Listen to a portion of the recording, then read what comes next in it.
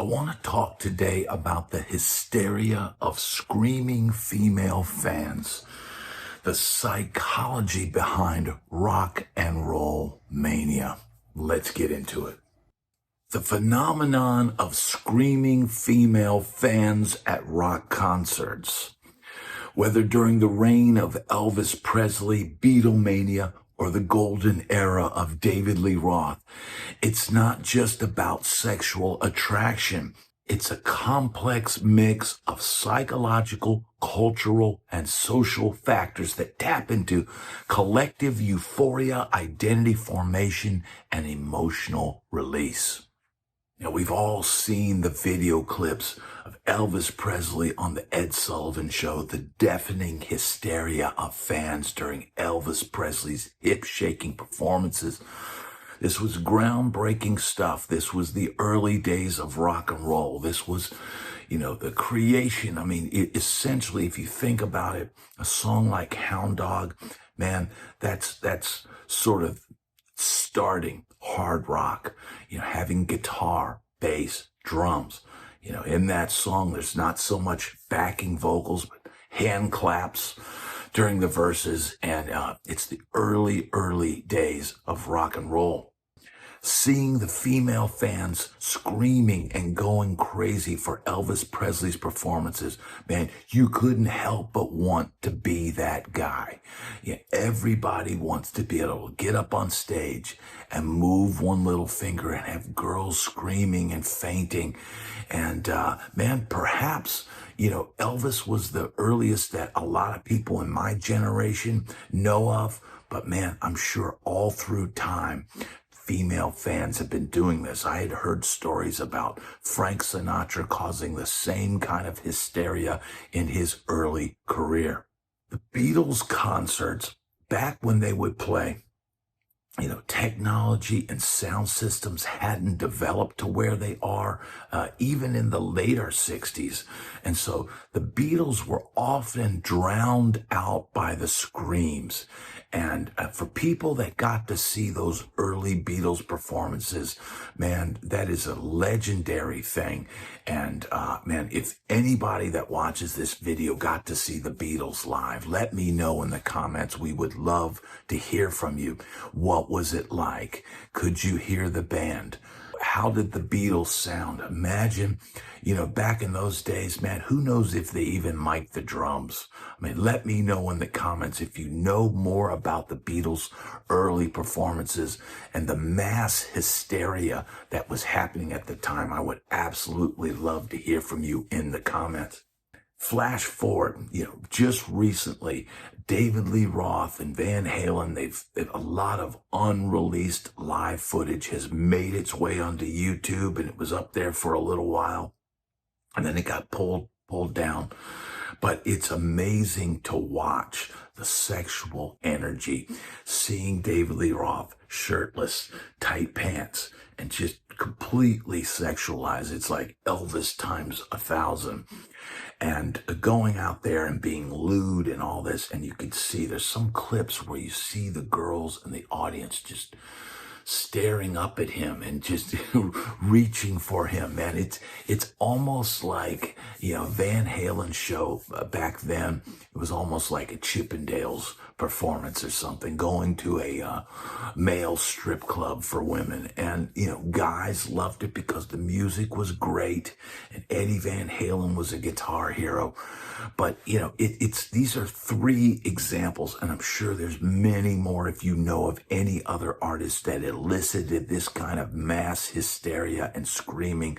Let me know in the comments.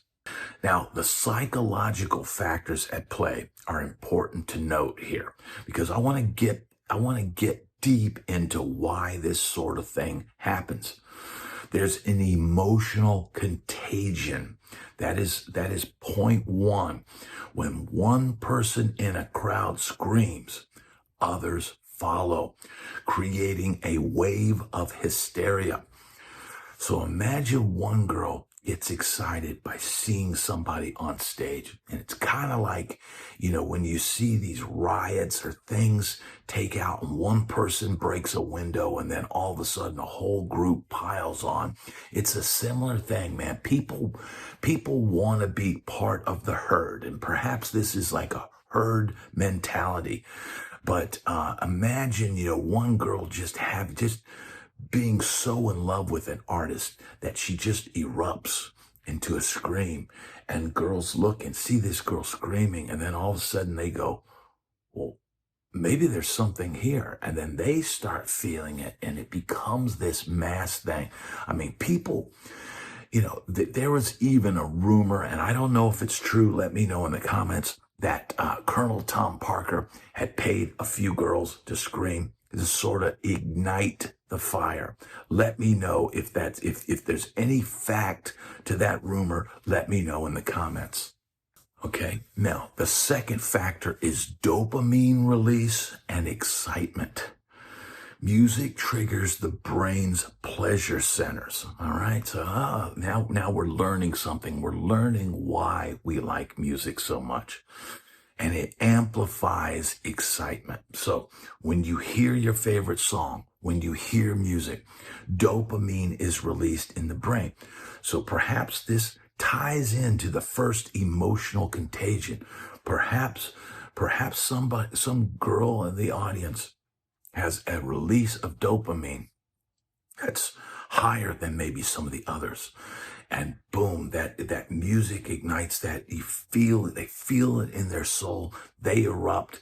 It creates a contagion. And then all of a sudden, if people know that girls go to an Elvis Presley show and scream, then all of a sudden, if it becomes a worldwide phenomenon, if the press, spreads these rumors of these fanatic fans, then man, everywhere this person goes, they're going to be doing it. And look, even late in Elvis's career, where the looks were starting to fade and all that, it would still garner the same reaction. There would still be screaming fans. When I was a little kid and I got to see Elvis Presley, the fans were screaming, the girls were going crazy, and all he had to do was do this or do this, and girls would go crazy.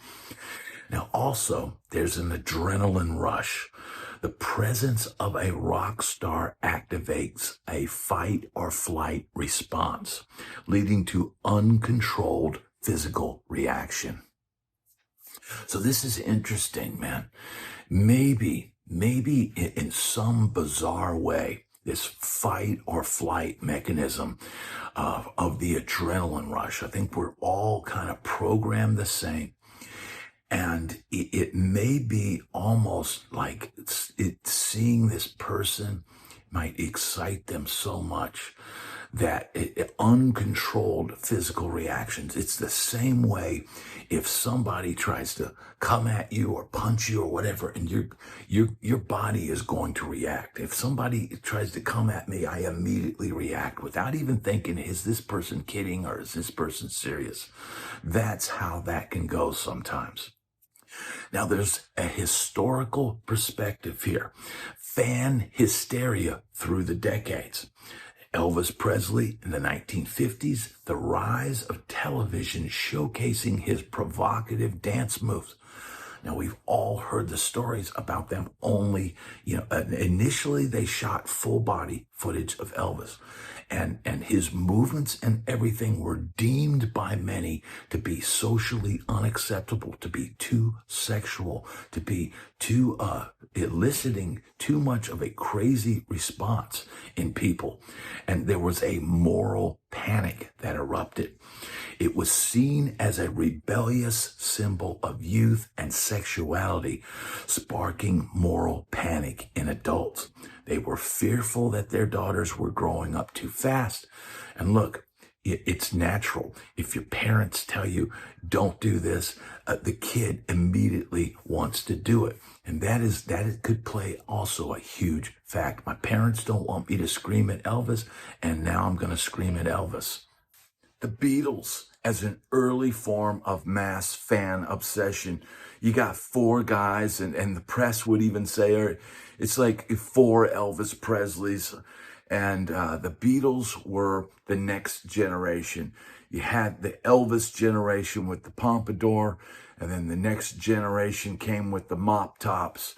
And the girls, the younger girls at the time, were looking for the next thing, and the Beatles were the next thing. That the parents hated the hairstyles, and parents didn't like the long hair. It was different from the pompadours of Elvis. And the Beatles became the next societal, cultural shift. And, there was a psychological safety of collective screaming, a release of post-war societal constraints. All of a sudden, everything was out in the open. Elvis helped break the doors open and ignite rock and roll, and the Beatles carried it through another generation. Now, David Lee Roth and rock gods of the 70s and 80s, embracing the role of the hyper-masculine, androgynous rock sex symbol. It's no doubt, looking at David Lee Roth, that the guy's a man. He's got the, what they call it, taco meat on the chest. He's got the chest hair there. And, he's obviously somebody that spent some time, working out in some way. He'd always say, make jokes about, I don't jog. I might spill my drink and all this kind of stuff. He didn't want to make it seem like, he was a gym rat. But man, I've heard stories about, David Lee Roth stretching for hours before a show so that he could put on his acrobatic performances.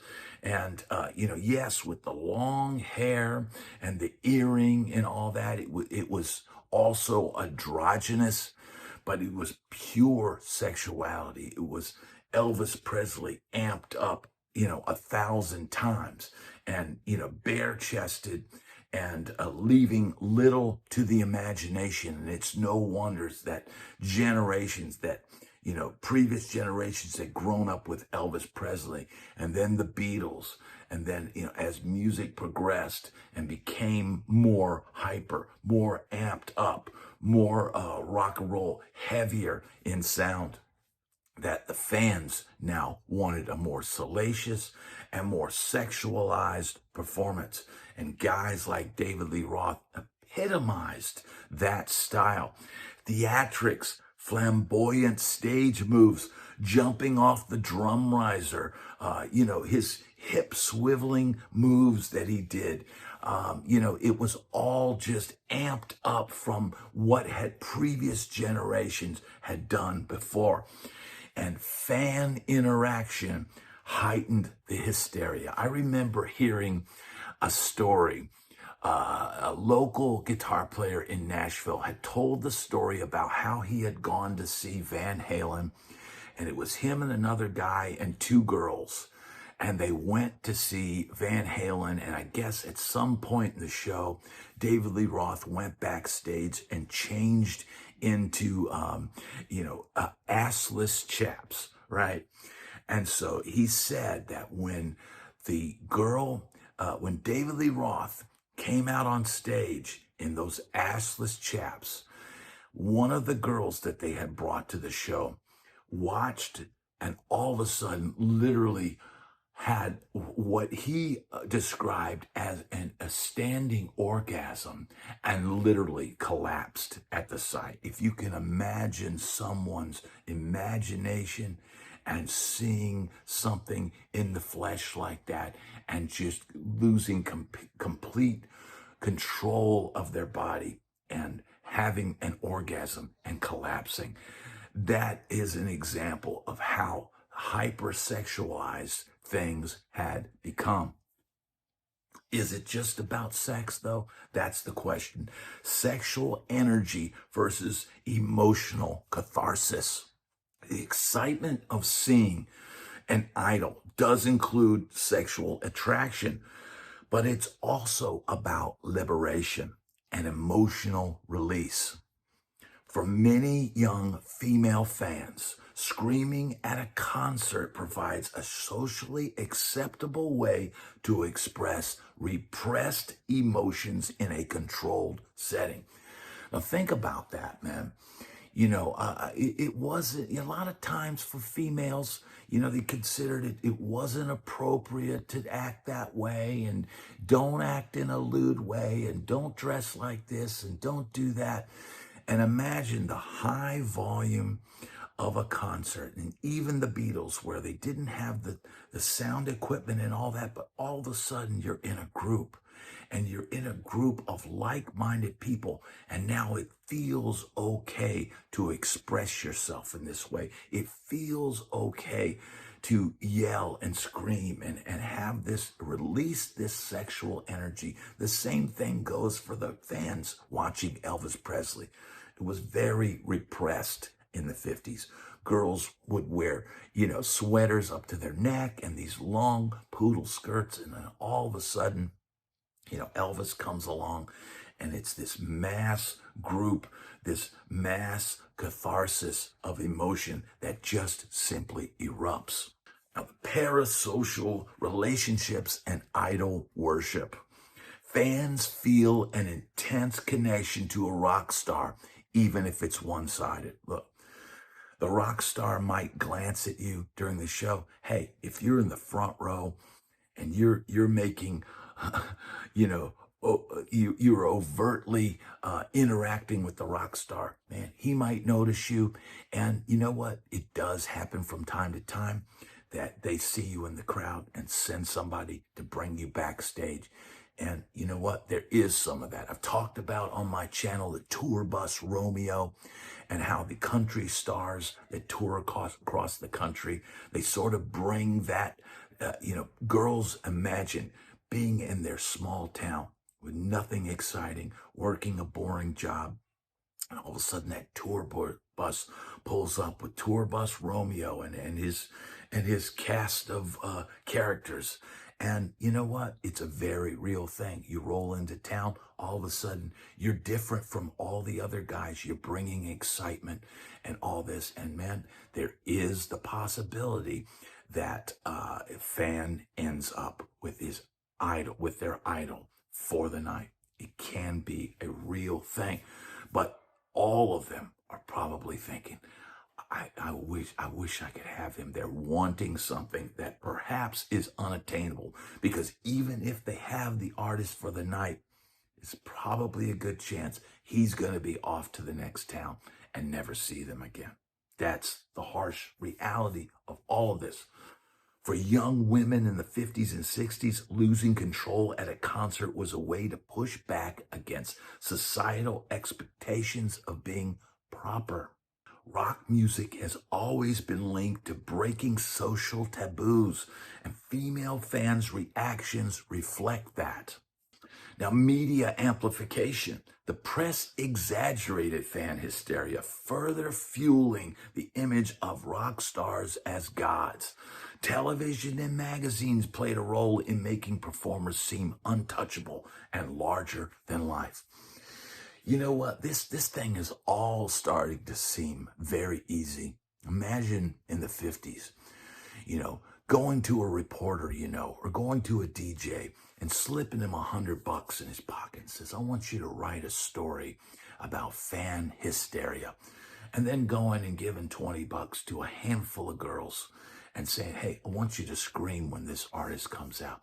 It seems like this thing could be completely set up to make an artist. Now look, if you don't have the talent to elicit that response, it's not going to steamroll and build up. It's not going to be that snowball that picks up speed and rolls down the hill. But man, it's starting to feel like you could manipulate people, with the right media and the right, context. You could probably create a pop idol. And let's face it, in recent years, it seems like that's exactly what they're doing. The manufactured K-pop style idols. All they have to do is put them out there, tell girls to scream, write a few articles, and boom, now you've got this huge sensation that's taking over the world. modern day parallels. Do female fans still react the same way? Modern pop stars, the K-pop stars, Justin Bieber, Harry Styles, BTS, all of this stuff, man, it all seems like it came from back in the day. The system has created this way to create idols, and now they're created in an even more synthetic fashion. Social media, has that changed how fans express their passion? Let me know in the comments. I mean, look, I know for a fact that artists oftentimes on X or other social media, man, they could have direct interaction with fans. They can reply to their comments. They could be reading the comments. Hey, even sometimes fans could be sliding in the DMs and becoming more than fans. It's a very real thing. The rise of stan culture is online obsession replacing in-person hysteria. Perhaps people are getting their fix online and they don't even have to go to a show and go crazy. Let me know what you think in the comments. Now, in conclusion, the hysteria surrounding rock stars is more than just about sex. It's a psychological, cultural, and emotional phenomenon. Screaming fans are engaging in a form of collective euphoria where music, identity, and excitement collide. The tradition of losing control at a concert is a deeply ingrained part of the rock and pop music experience, evolving but never disappearing.